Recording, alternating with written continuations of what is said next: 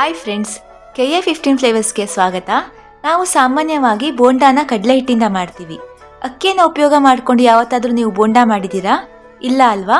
ಬನ್ನಿ ಹಾಗಿದ್ರೆ ಇವತ್ತು ಅಕ್ಕಿಯಿಂದ ಬೋಂಡಾ ಮಾಡೋದು ಹೇಗೆ ಅಂತ ನೋಡೋಣ.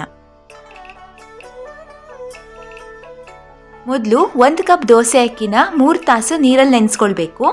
ನೆನೆಸಿರೋ ಅಕ್ಕಿನ ಚೆನ್ನಾಗಿ ತೊಳೆದು ಇದಕ್ಕೆ 3 ಬ್ಯಾಡಗಿ ಮೆಣಸಿನಕಾಯಿ, 1 ಟೀ ಸ್ಪೂನ್ ಜೀರಿಗೆ, 1 ಟೀ ಸ್ಪೂನ್ ಕೊತ್ತಂಬರಿ ಕಾಳು, ಅರ್ಧ ಟೀ ಸ್ಪೂನ್ ಅರಿಶಿನ ಪುಡಿ, 2 ಟೀ ಸ್ಪೂನ್ ತೆಂಗಿನ ತುರಿ, ರುಚಿಗೆ ತಕ್ಕಷ್ಟು ಉಪ್ಪು, 1/4 ಟೀ ಸ್ಪೂನ್ ಇಂಗು ಮತ್ತು ಇದಕ್ಕೆ 1/4 ಕಪ್ ನೀರು ಹಾಕಿ ತುಂಬ ನುಣ್ಣಗೆ ರುಬ್ಕೋಬೇಕು.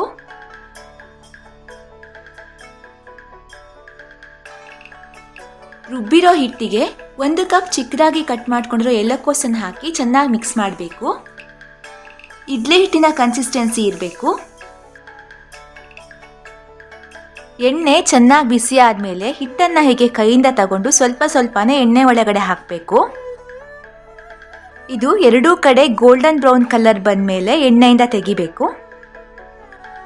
ಗ್ಯಾಸ್ಟ್ರಿಕ್ ಸಮಸ್ಯೆ ಇರೋರು ಕೂಡ ಇದನ್ನು ಆರಾಮಾಗಿ ತಿನ್ನಬಹುದು. ನೋಡಿ, ಅಕ್ಕಿನ ರುಬ್ಬಿ ಮಾಡಿರೋ ಬೋಂಡಾ ರೆಡಿಯಾಗಿದೆ. ಟೀ ಮತ್ತು ಕಾಫಿ ಜೊತೆ ಇದು ಒಳ್ಳೆ ಕಾಂಬಿನೇಷನ್. ಫ್ರೆಂಡ್ಸ್, ನೀವು ಈ ಬೋಂಡಾನ ಮನೇಲಿ ಟ್ರೈ ಮಾಡಿ ಹೇಗಿತ್ತು ಅಂತ ನನಗೆ ಕಮೆಂಟ್ ಬಾಕ್ಸಲ್ಲಿ ತಿಳಿಸಿ. ಇನ್ನೂ ಹೆಚ್ಚಿನ ರೆಸಿಪೀಸ್ಗಾಗಿ ನಮ್ಮ ಯೂಟ್ಯೂಬ್ ಚಾನಲ್ಗೆ ಸಬ್ಸ್ಕ್ರೈಬ್ ಆಗಿ ಹಾಗೂ ನಮಗೆ ಸಪೋರ್ಟ್ ಮಾಡಿ. Thank you.